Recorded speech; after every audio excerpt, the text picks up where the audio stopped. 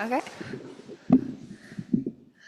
Hi, everybody. I'm gonna let people sit for a second.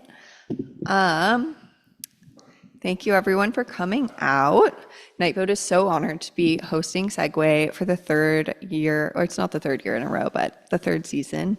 I'm so happy to be introducing Ty Freedom Ford, and I'm so happy that Samiya is also here, going to be introduced by my coworker, Emily Bark Brown. I want to thank everyone at Artist Space for hosting us and James and Lonely at Segue for having us. I also want to say that I wouldn't be here without my coworkers at Nightboat, Dante Silva, Lindsay Bolt, Emily Bark Brown, Kit Schluter, Morgan Levine, and Stephen Motika. We are doing two more Saturdays of Segue. Next week is going to be Lauren Cook and Funto Omajolo. And then the week after that, our final week, is Rosamond S. King and Noah Michaela Fields is coming from Chicago. It's going to be really incredible. So now I'm going to introduce Ty Freedom Ford. Just when you think the sonnet form is done, can offer nothing new, along comes a book that reveals the brilliance and possibility in the 14-line form.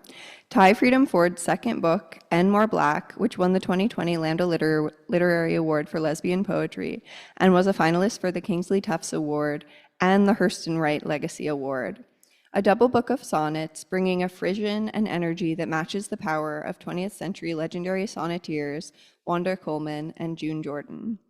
Ford has long existed in my consciousness as a celebrity enigma who I haven't actually seen perform. Ford is a New York City high school English teacher and Cave Canem Fellow. Her poetry, fiction, and essays have appeared in many publications, including Bomb, Electric Literature, and Poetry.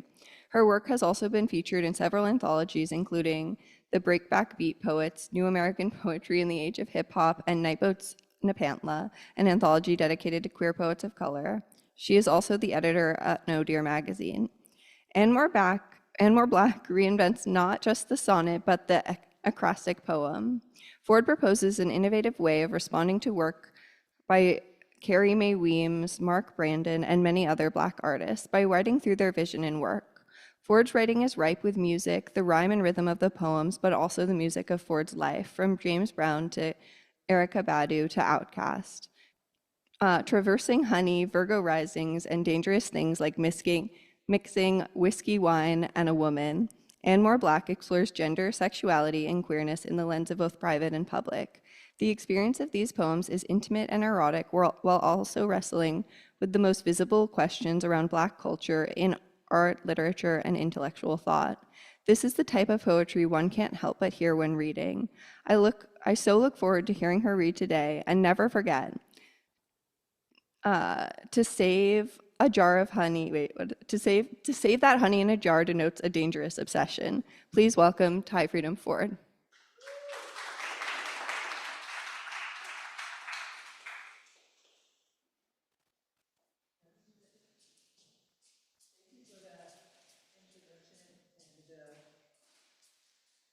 For the sweet reading of my work. I appreciate you. I wasn't even going to read anything from And More Black, but you kind of made the commercial, so I feel obligated.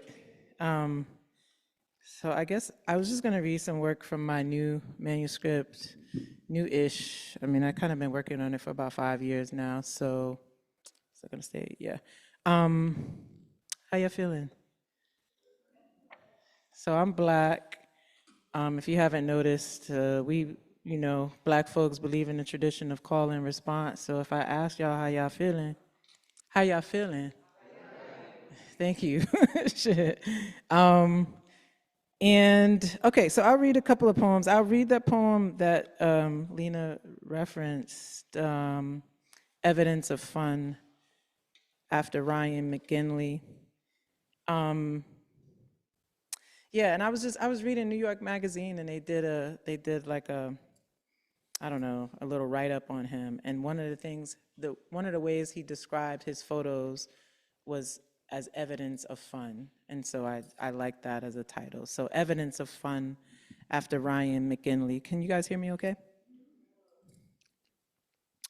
When you mix whiskey, wine, and a woman that fine Time blurs like rows of pines while driving south. Her mouth alone flattens me like roadkill, and I am a wide-eyed animal dodging her every move, except we don't move so much as wind up somewhere. Wedged against bathroom faucet, mirror, we see ourselves blurring, a too fast photograph, streak of light, our fingers seek middle of night trouble, coffee table tableau, takeout boxes, remotes, parking tickets, glasses of red wine blur, we in bed, clueless how we got there, retracing steps with a makeshift compass, sheer shirt, no bra, titties pointing east, west. And then I'll just read this next one since we're here. One day Ellen Gallagher will make paper wigs for our wedding day. I hold all my funk in my mouth, armpit and cooch, dyke, dowry, decanter of scotch, mason jar of homemade hooch. What's your pleasure? Scour me with lavender, lather me in shea butter, palm roll my locks, gather my best words into books, open your palms. Let me unlock all that you secret, a hush inside your hands ferments to palm wine. Let us drink and lie upon a kalim woven with our fur, fingertips fiery with saffron, blue from indigo, dyed with the beet-sweet blood of our undoing. Let our ribs be the loom, make wool of this skin, cotton of this hair, warp and weft. Love will doom what's left of us. Okay. All right, cool, thank you. So, all right, so I'll read some new stuff now. I'm sorry for this computer. Let me see if I can move this up a little bit. Yeah, okay, cool. I'm just gonna read just until y'all tell me to get the fuck off. So the new manuscript is called Or Current Resident,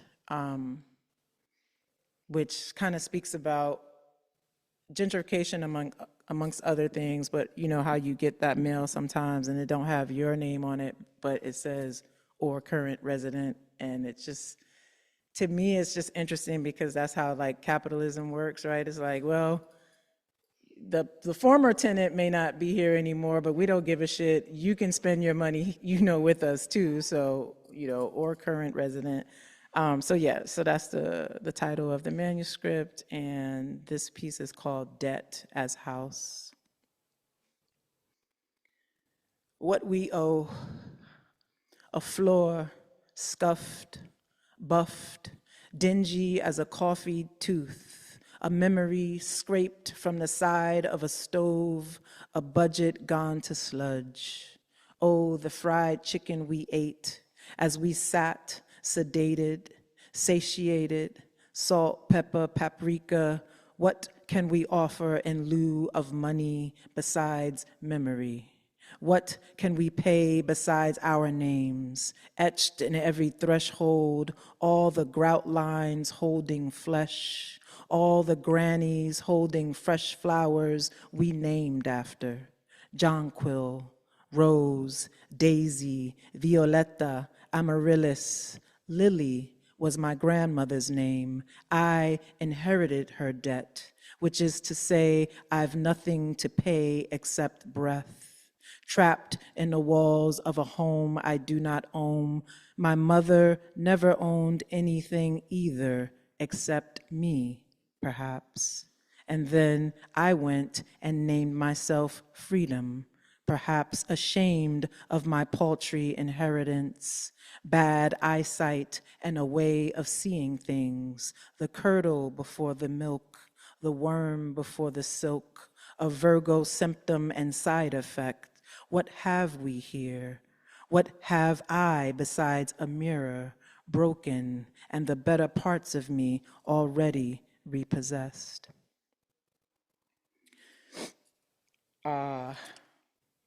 Apartment living inspired this poem when I used to live on the first floor. Hey. And now I live on the top floor to avoid this shit. The poem is called "The People Upstairs Got Me Thinking About My Lineage."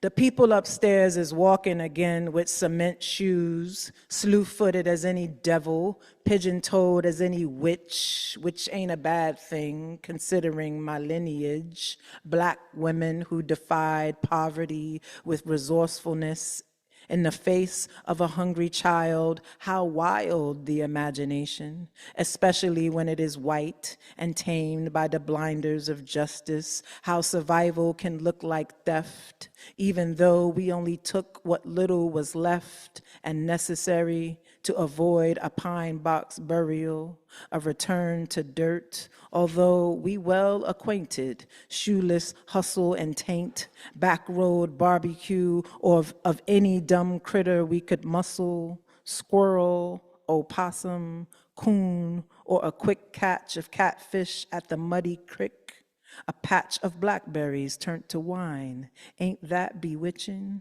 Swoon, you ain't know?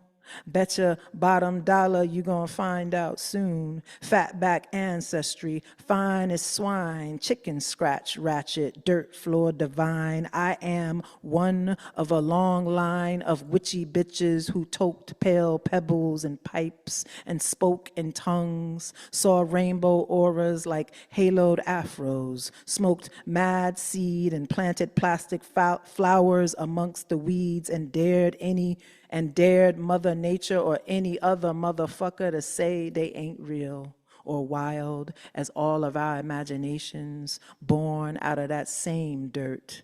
My first name hurt. I changed it so it wouldn't chain me, insane me into something ordinary as struggle from any angle is black. Death as house. If breath is a foundation, then no breath is a crack in that foundation. And there are two things that can shift, mainly toward dirt and dark or skyward, which always seems the most preferable reward. Some staircase premonition, and always, in all ways, some fabled shaft of light, electrified glory, a chorus of in your front yard, bombarding you with hallelujahs, and you ain't nothing now except a window, windblown, all your walls falling away, a pane of stained glass or a stain of pain glass, tethered to nothing, no breath but breeze, and shedding trees, bereft with witness, all the small leaves leaving. How do they cope? What I inherit from the hood, AKA a partial investigation of hood aesthetics, AKA across a dark suffering. A grill of green glass, glittering, jagged, cross my mouth. A hospitality rooted so south that every sidewalk becomes barbecue. Grill chained to the stop sign. Beers chilling in one of them $5 styrofoam coolers you use until it disintegrates, and still the stubborn molecules of it remain. Synthetic snow raining the air white. The aesthetics of impermanent permanence. Everything is what it is until it ain't. Car tires cut and painted white become planters in our grandmama's gardens, and everybody granny had a garden if you had a piece of dirt somewhere side your house. Elsewise, a tomato plant vining its way round your rusted fire escape.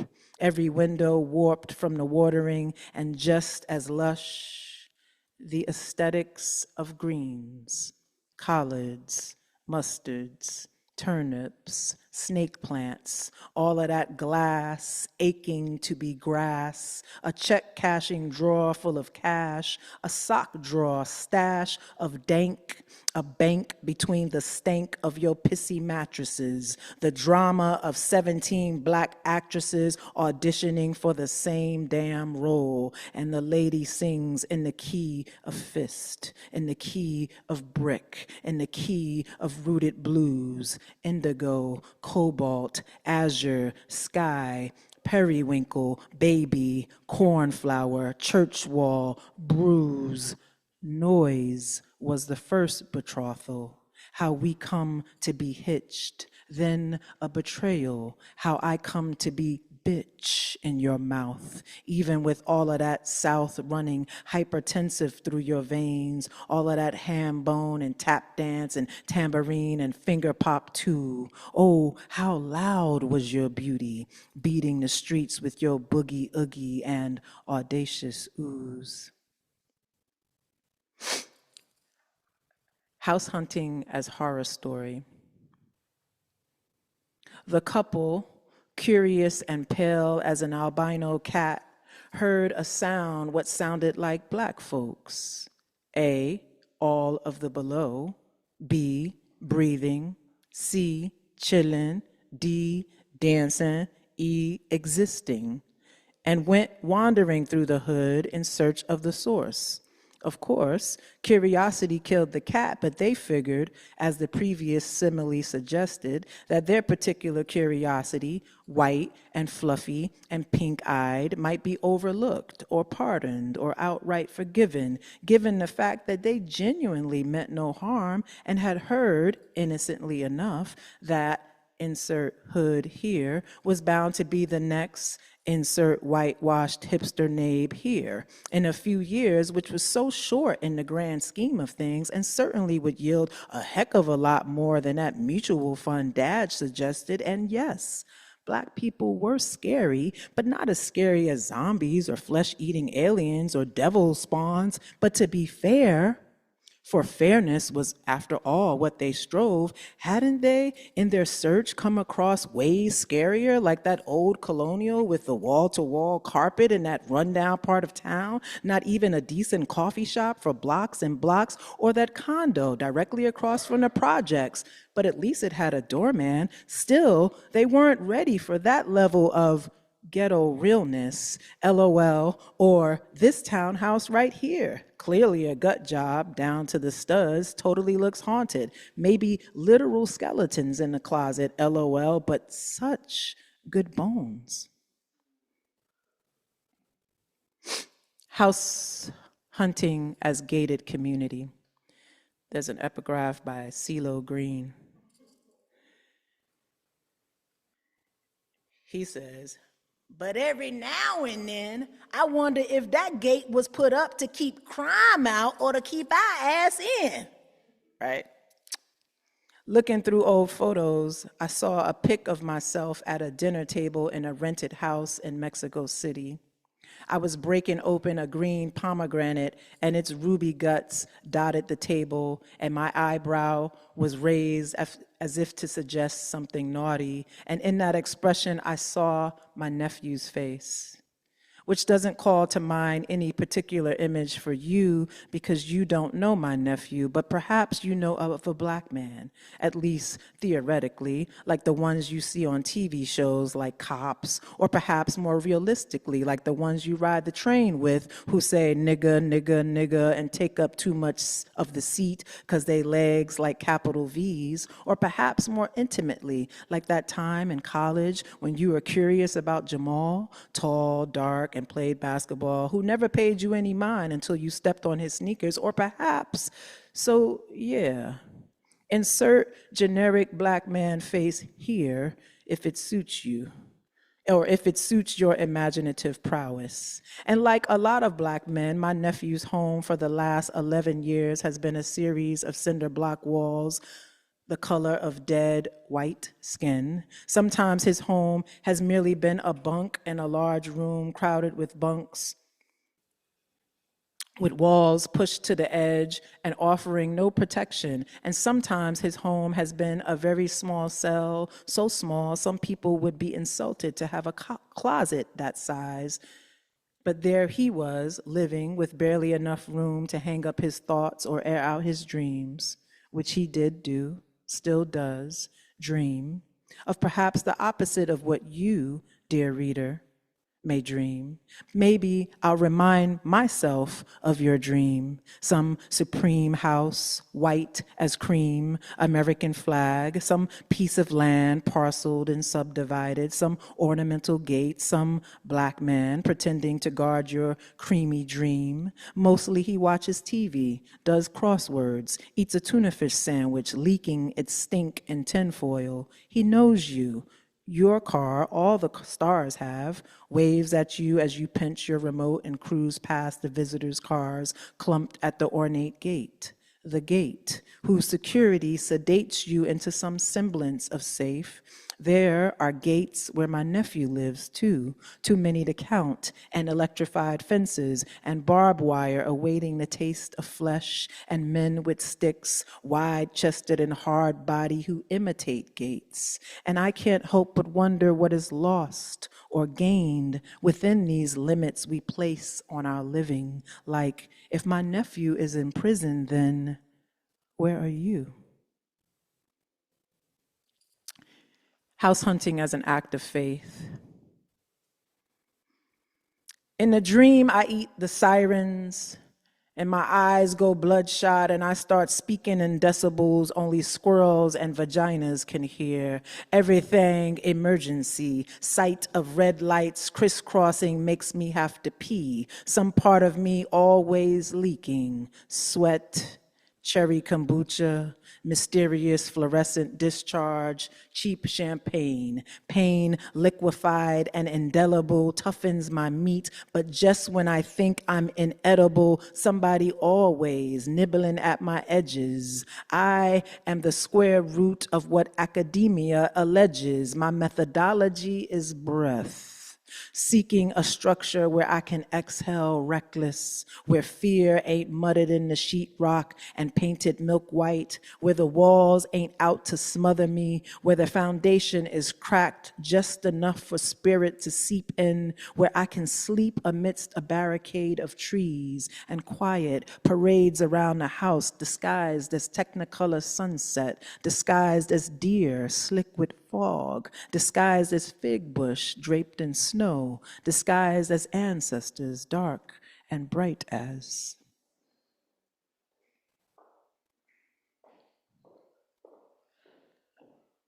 Hey. Let me see, let's see. Nope. The hood as a credit to its race for Park Slope. Remember when my sweet streets glittered with nigger litter? Plastic black porcupines crept crooked down unswept unemployment lines, unkempt corridors, and Granny's Cadillac nostalgia packed and stacked in storage, and I ain't even back good, and Goldilocks grubbing on my porridge, trying to put my kids to sleep with garbage-ass horror stories masquerading fairy tale-like. Apartment door slathered with 7 layers of lead paint and blocked by as many locks, but we ain't dead.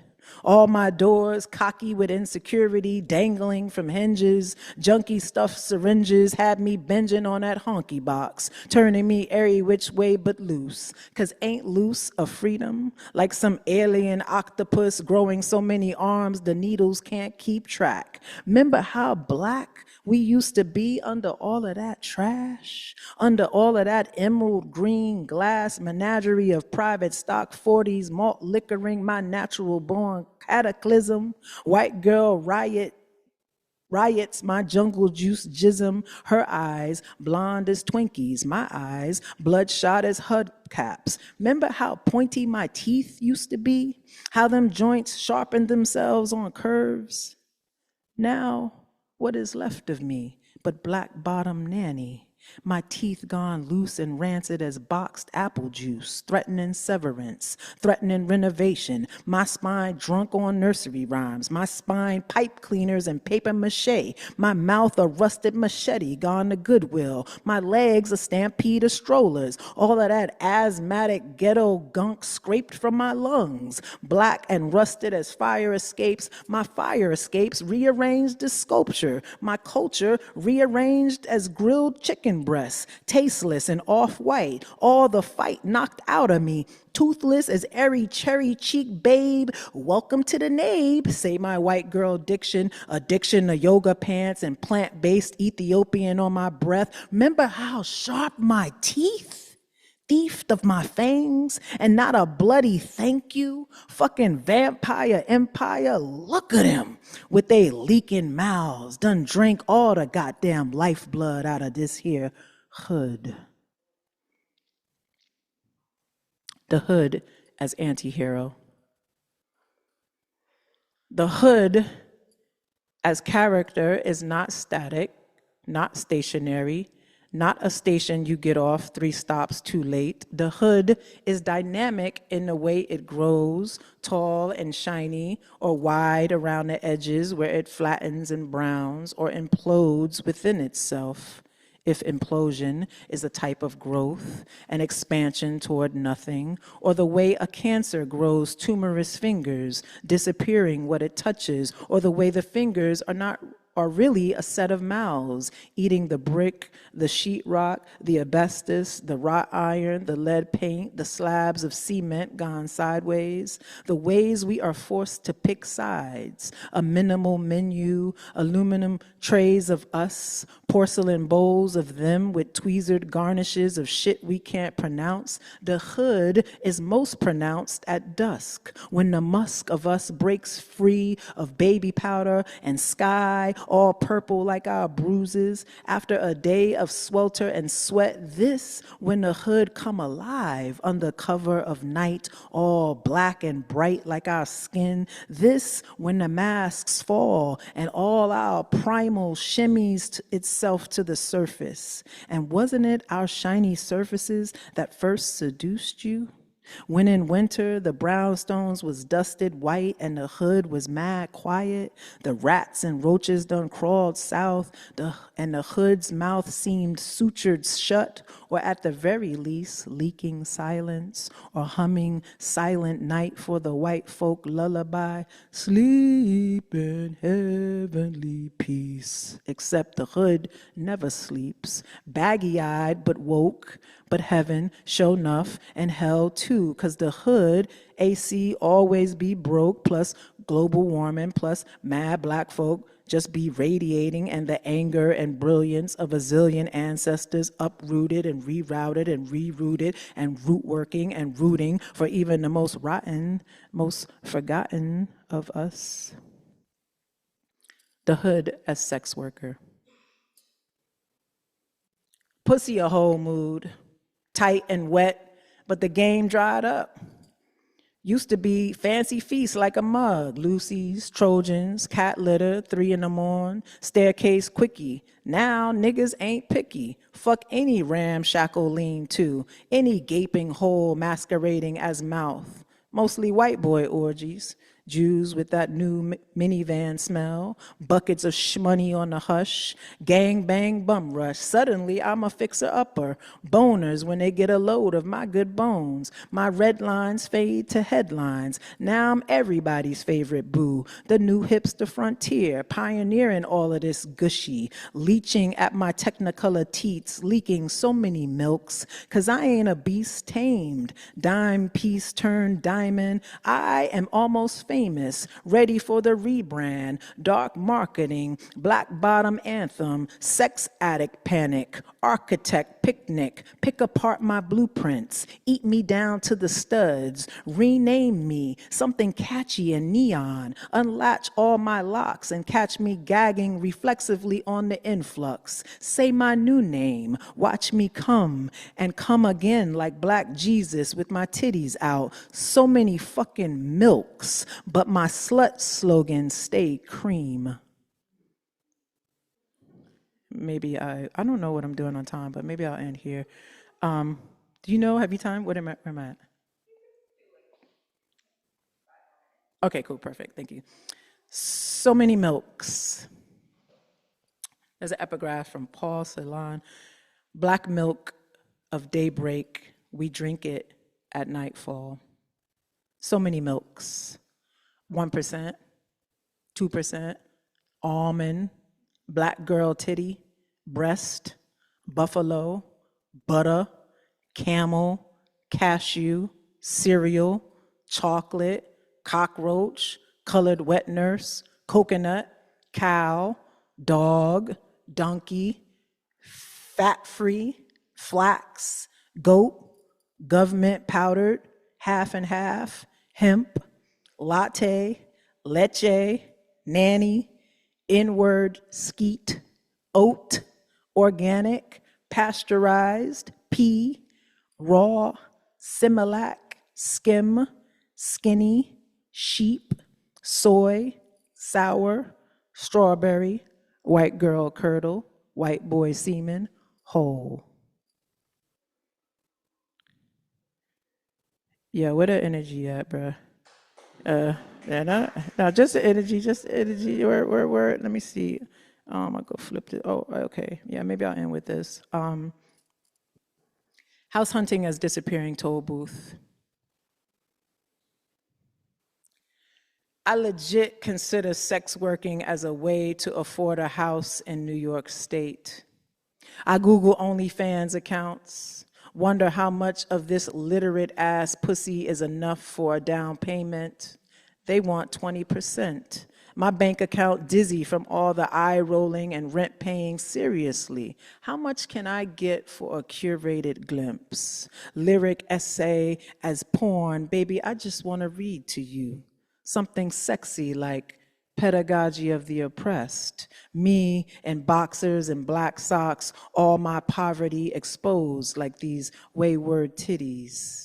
I Google grants for first-time home buyers. I Google the red lines y'all drew around nigger neighborhoods. I Google urban renewal. I Google block busting. I Google New York's Seneca Village. I Google Miami's Overtown. I Google Detroit's Black Bottom. I Google LA's Chavez Ravine. I Google Portland's Albina. I Google the Fair Housing Act of 1968. I Google the Homeowners Loan Corporation. Google reparations.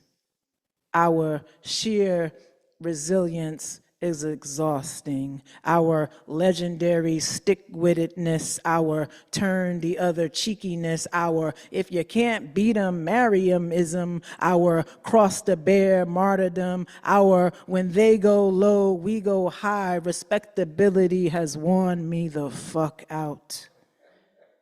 And still I rise. Work, save, claw at the dream, the lyrics to we shall overcome, gnawing at whatever parts of me are solid and sane. Sun or snow or rain, I spend Saturdays driving 2 hours north, only to realize I've been catfished by photoshopped houses whose ghosts peek through curtains to glimpse me, all cityfied and gullible and ignorant to shit like well water and radon tests and Bilko doors. Long dead grannies laugh at me under the buckled floorboards. And today, I saw a most magical house that I could actually afford, except there was a Confederate flag draped across the basement door, and the realtor even included it in the flicks, as if to say, fuck you nigs. And I still easy passed my black ass up there anyway, as if to say, fuck you crackers. As if to ask, don't I deserve to live in a house where a white racist artist died?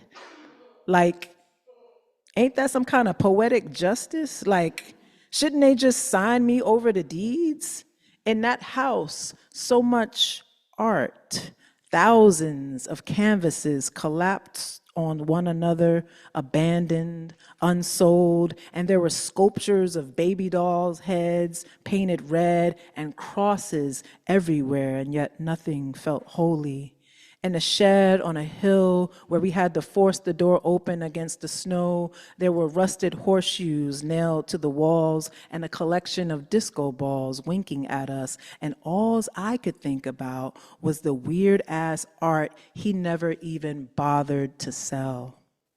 What swell privilege to not have to live at the edge of hunger and hustle, how every muscle makes only what it can lift, our gifts reduced to some sad and swift dinner. And if you ask me, and I know you ain't, these people and all their philanthropic foundations and all their grant money should reconsider the basic needs of an artist instead of nickel and diming us over line items on a budget. What if they was like, fuck it, go on and spend that grant money on a house? Imagine the gatherings, folks blathering about art over deviled eggs and fried chicken, the backyard gardens where nature poems might take root, the fucking of future exes who'd become characters in our novels, the novelty of driveways, how impressive an acre of land is when it's yours, how I might count and carve my name into every damn tree on the property, how loud I could play my music and bruise the walls any color I choose, what good news might spill from me, what shape-shifting form might the muse take, what picturesque elixir this ownership might make. Thank you.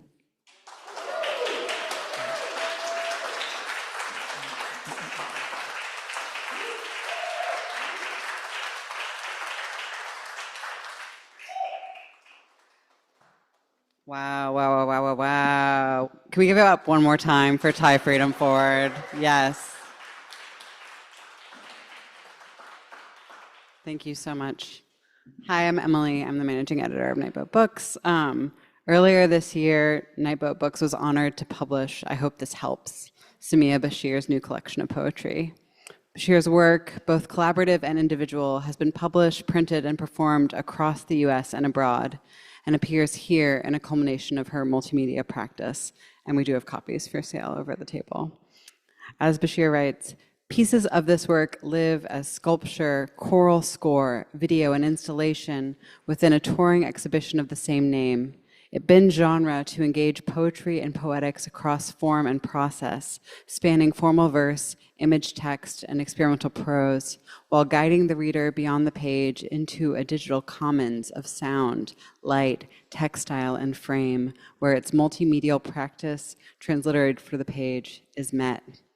Begging the question, what can it mean to thrive in the world as it is? Bashir says, rats thrive in sewers, so maybe I'm thriving. In these moving, sometimes harrowing meditations, Bashir reveals her vulnerable inner life, how she has built herself brick by brick into an artist. Jericho Brown described I Hope This Helps as a formal field day of genre-bending innovation, and as Bashir's magnum opus. Terrence Hayes writes, the language recalls the conversational candor of Wanda Coleman, the lyric clarity of Lucille Clifton. End quote. Readers of the two, and all those living through the uncertain, catastrophic present, are sure to take refuge. The poems are declarations, I am real, I am real, I am real, all of which assert a right to life in the context of isolation and compounded violence. Her work is both a response and a direct call to matter, to be important, to signify. The work is lyric, socially aware, and visually rich. Bashir collages poetry through sound and image, from traditional print to stylized text, akin to the language-centered installations of Glenn Ligon or Jenny Holzer. Each page, writes Diane Seuss, carries the prints of a real human being, collaborative, lost and found, ekphrasis until it must bleed into real linotype. Form and content collide, each attuned to the material realities of borders and displacement, personal and political violence, and also to will, desire, and hope. Samiya Bashir is a poet, artist, writer, performer, educator, and advocate. Samiya's honors include the Rome Prize in Literature, the Pushcart Prize, and Oregon's Art and Cultural Council Individual Artist Fellowship in Literature. She currently serves as the June Jordan Visiting Scholar at Columbia University and lives in Harlem. Please welcome Samiya Bashir.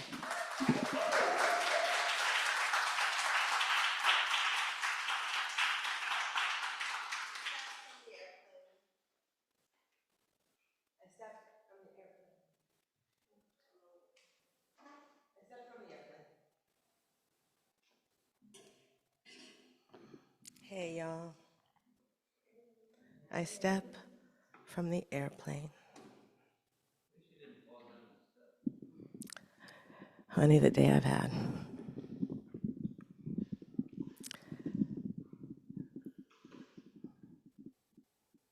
At least I didn't fall down the steps. At least I didn't fall down the steps. At least I didn't fall down the steps. I step from the airplane. My hair melts dead air. I walk quickly. Click clunk, click clunk, click clunk. Barbara Jordan, bronze and sober, glasses poised. The last me I'll see for 3 more days and 3 more days forever. Outside, I slow the click clunk to a 3-sound crawl, click, click clunk, and etc. I am a woolly mammoth waiting at the cab stand. I am a woolly mammoth stuffed into a cab. I bear the long silence of my own extinction through the rear view, my head on the back seat, horns akimbo. I melt dead air. Blame humans for the loss of large mammals like myself, a study suggests. My cousin tuk-tuks my husk to a dry diorama. The radio blares. The tide is high. The radio sings, I'm gonna be your number one.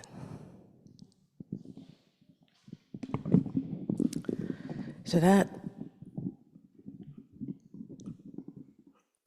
opens Field Theories, which came before I Hope This Helps and was my first book with Nightboat, and I'm really so grateful to them for the beginning of a really beautiful relationship. And I really did just also get off an airplane again. Like, that's just like how shit goes right now.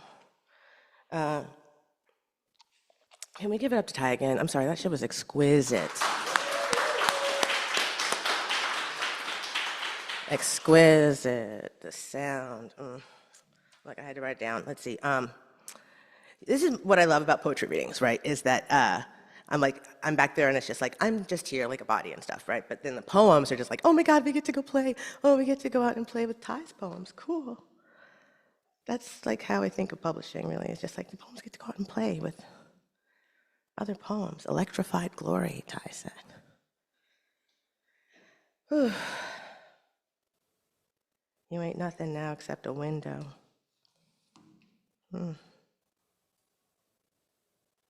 Even though we only took what little was left, Ty said. So that reminds me, I'm going to close out Field Theories before I jump into Hope This Helps. That was how it started. This is how it ends, with a small matter of engineering. My poem's like on the swings with Ty's poem. The old water tower once stored every drop we lived on. Wait, context. So, where I grew up in Michigan, you're supposed to do that.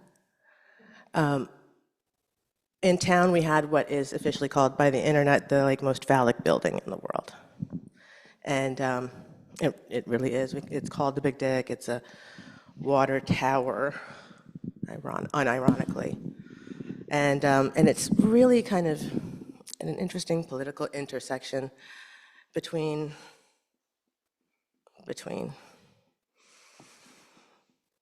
Anyway, I was a weird little black girl growing up there. Call and response, right? The old water tower once stored every drop we lived on.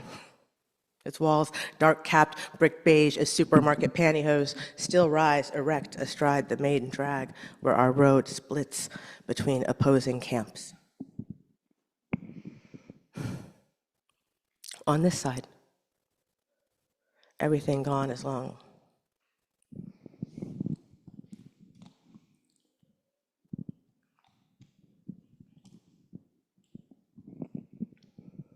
I was just there before the airplane. The old one, it's still there. That's the thing. It's been there since like 18 something something. Only sometimes does it do water. A small matter of engineering. The old water tower once stored every drop we lived on. Its walls, dark-capped, bricked beige as supermarket pantyhose, still rise erect astride the main drag where our road splits between opposing camps. On this side, everything gone as long as anyone remembers, and winter still cold as it's ever been. On the other side, listen. You've always had the broadest swath of the river, friend. Thing is, we're still here. Whatever else you've got left, well, let us stay parched. Listen, you've always had the broadest swath of the river, friend. Thing is, we're still here. Whatever else you've got left, well, let us stay parched. Go ahead. I dare you.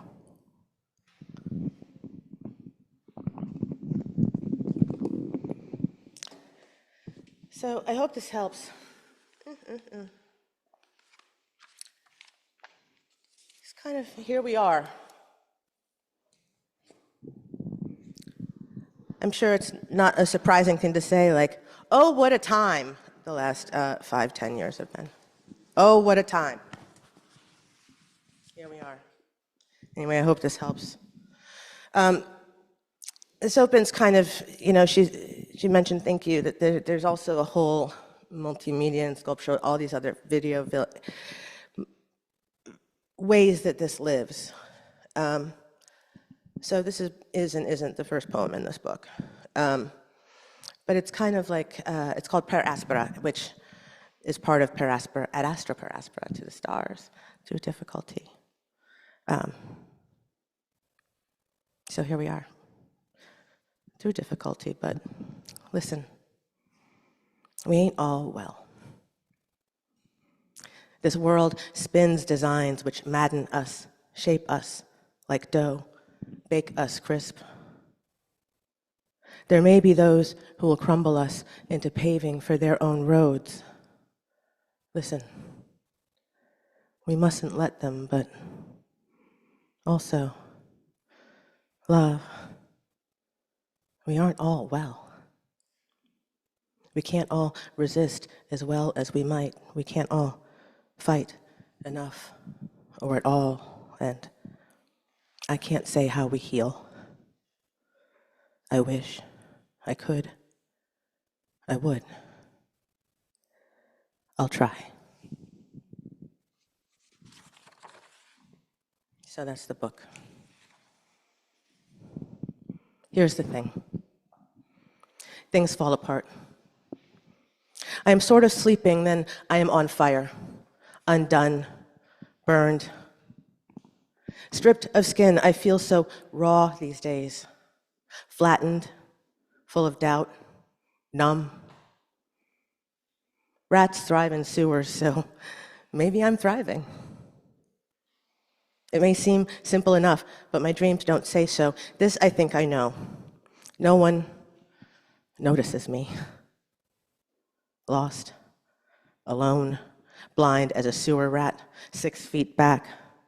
Gelatinous, raw as a baby rat, shook, underdone, 2 full rats still hungry, rich rat swimming sewage, breadline rat, baker rat, transformed, stuck in a well.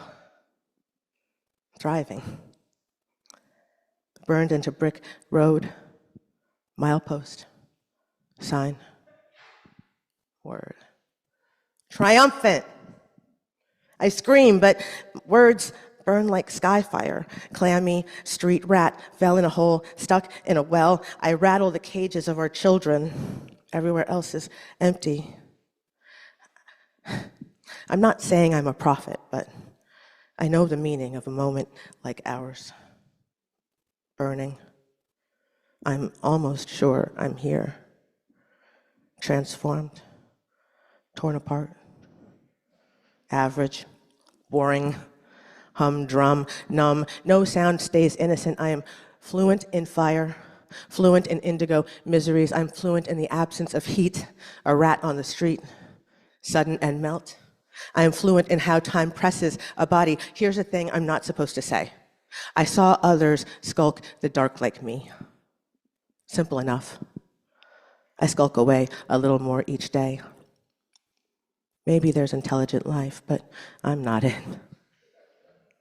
How will I survive this having a body? Trying to be intelligent life. Fireball struck and stuck. I study the crows who know this, having a body to fly. Almost a dream. A sign you're not supposed to notice, a path. Who can I be?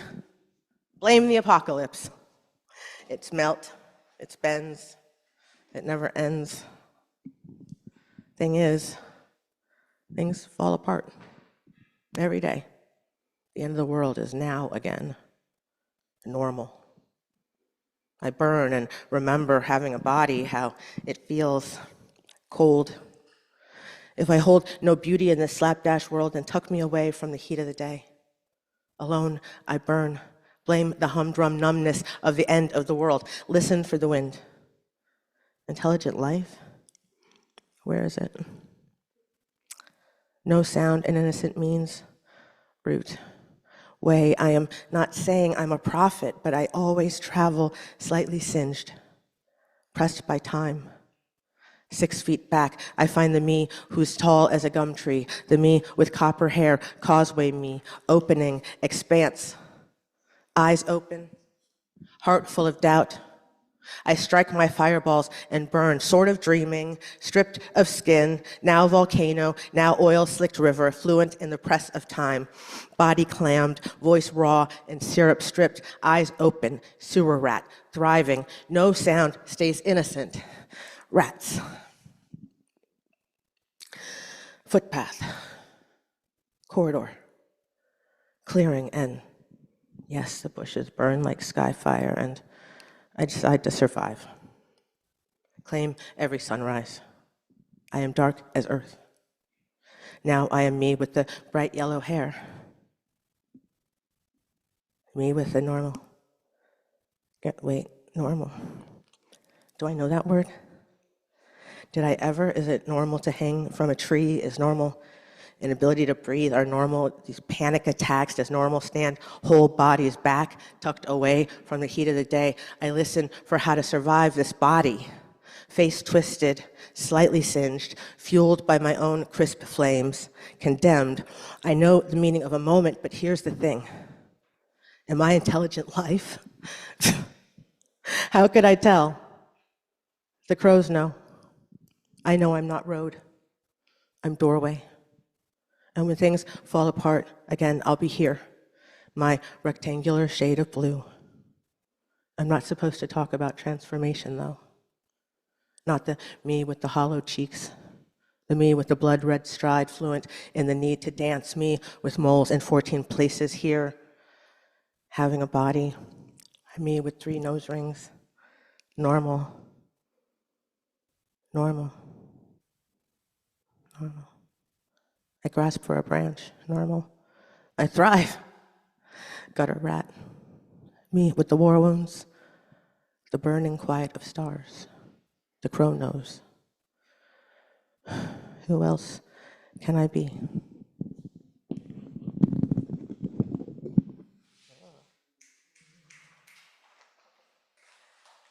Word.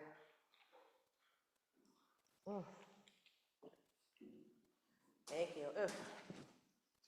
So how are y'all doing anyway? Yeah, for real? Okay, thanks. I'm like, the fuck? I thought we were outside.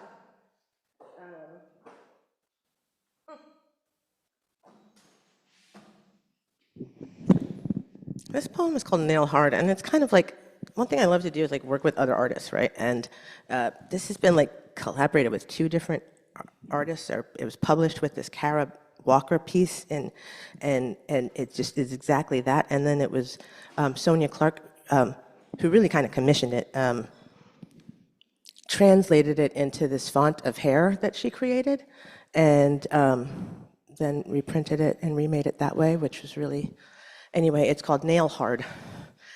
And it starts with a dash. As I was saying, your idea of death ain't mine's. I'll sprout anyhow.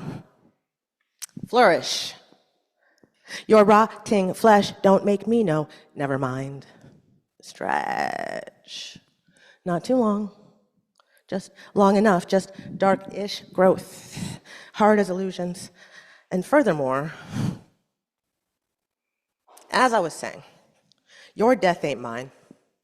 I sprout anyhow. Your rot flesh don't make me know. Never mind. Stretch. Not too long. Long enough. Dark. Grow. Hard as illusion. And furthermore, as I was saying, your idea ain't mine. I will sprout anyhow. Flourish. Your rotting flesh don't make me know. Never mind. Stretch. Not too long. Just long enough. Just dark-ish growth. Hard as illusion. And furthermore,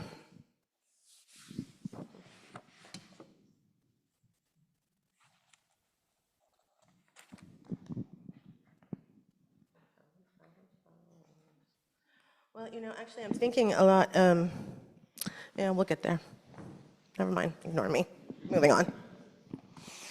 I don't know, do I? So I wake up to the news that they took Sid to the Dusseldorf emergency room in the middle of the night.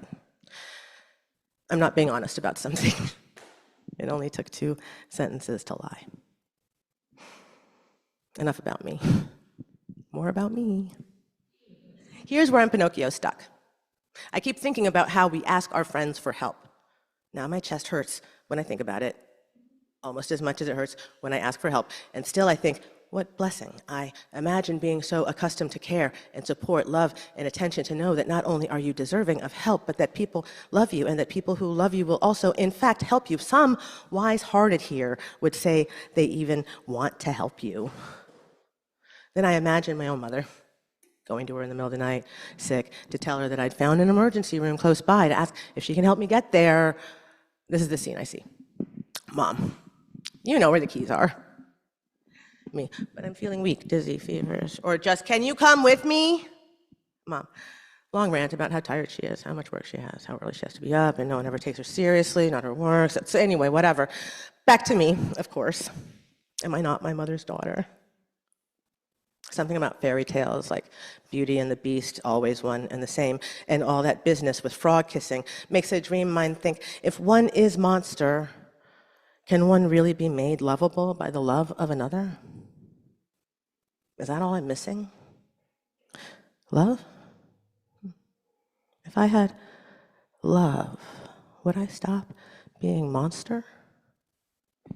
Could I then, nose unstretched, become real girl? I don't know. I don't know much. But that on and on and on and on list that Ty shared with us is still rocking through my head, and it has me thinking of, I think one of the things about the never-ending now is the like, bump, like again and again and again and again and again and again and again and again and again. I'm on my way downtown today, and literally I just saw something else, and I was like, this motherfucker is still, there's a way that horror is surreal and real at the same time, and also fucking ongoing and nonstop, and also just a Tuesday, apparently, supposedly. So this, how not to stay unshot in the USA. And this also hangs on a big cloth. This is the only one with blood on it, though, but, because drama. Anyway, it's all not a lie or true. How not to stay unshot in the USA. Eat garlic. Go to elementary school. Go to a country music festival. Go see a pop star sing. See a movie. Teach creative writing. Play loud music on car speakers, but Black. Attend middle school. Ask someone about the loud music coming from their car speakers. If Black, swim, but Black. Lay about a pool, not swimming, but Black. Shop, be Black, but that's not new. Be white, be at home, be in high school, be from the States, be from anywhere else. Go to the temple, play outside, play inside, have a gun, have Bible study, don't have a gun, join the army, have a party, be gay, be straight, go to work, watch football, play sports, go to the bar, go to the beach, have waffles where they have a house, make social media, basically anywhere. Be anywhere near an airport, visit the mall. Be a veteran, be pregnant, and maybe want to not be pregnant. Go to sleep in your own bed, go to church, stop for gas, supermarket shopping, be a nurse, be a college student, air travel, serve in order of protection, join the Navy, play Santa, take a spa day, sightsee, go to temple, stop and get a coffee, live in the streets, be a journalist, call the police in an emergency, go to church, civil service, take the bus, be a parent, have a parent, break up with someone, have a family, be alone, take an Uber, watch TV with family, teach in any school, anywhere, answer your front door, die, thus making someone sad, be maybe just a little bit crazy, no harm, be a Marine, be someone's girlfriend, make newspapers, help, go to grad school, dancing at the club, go to the bank, write, be taken hostage, which used to be kind of safe, go to court, be someone's wife, roam your neighborhood, deliver packages, need your neighbor, Congress, drive a car, be a neighbor, eat pancakes,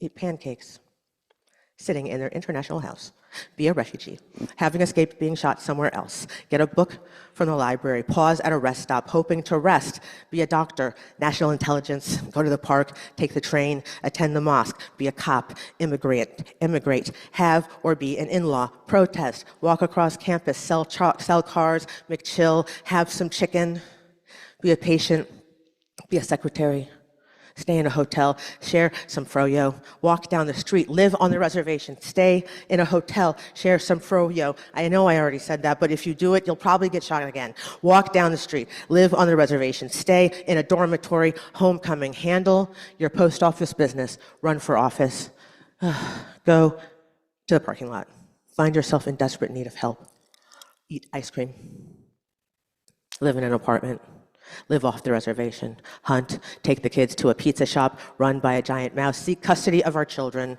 your children, go to law school, crave chow mein, trade stocks, say, ma'am, this is a Wendy's because you are indeed at a Wendy's, anchor the TV news, date like anyone really, marry like anyone really, run out of gas, have a child, be a child, live in a house, love a child.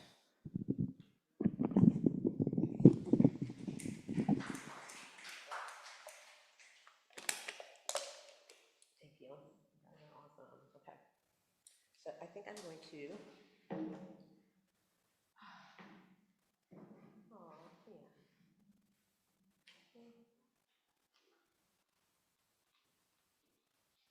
I'm changing my mind about games.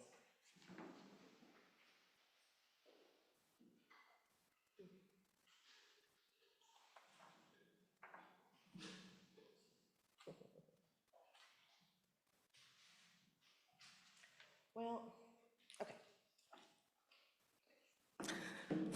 Okay, this is weird, but so you guys know Taylor Swift? Right, yeah. I'm like, somebody knows her, I don't know, theoretically. Anyway, this woman had all of us crazy poets write poems in conversation, because, come out to play with a song of hers. And I, no tea, no shade, like, wouldn't know a Taylor Swift song if it, like, hit me and kicked me in the head with a steel-toe boot. For no reason other than I just wouldn't, it's just not my league. But I was like, okay, let's see what happens.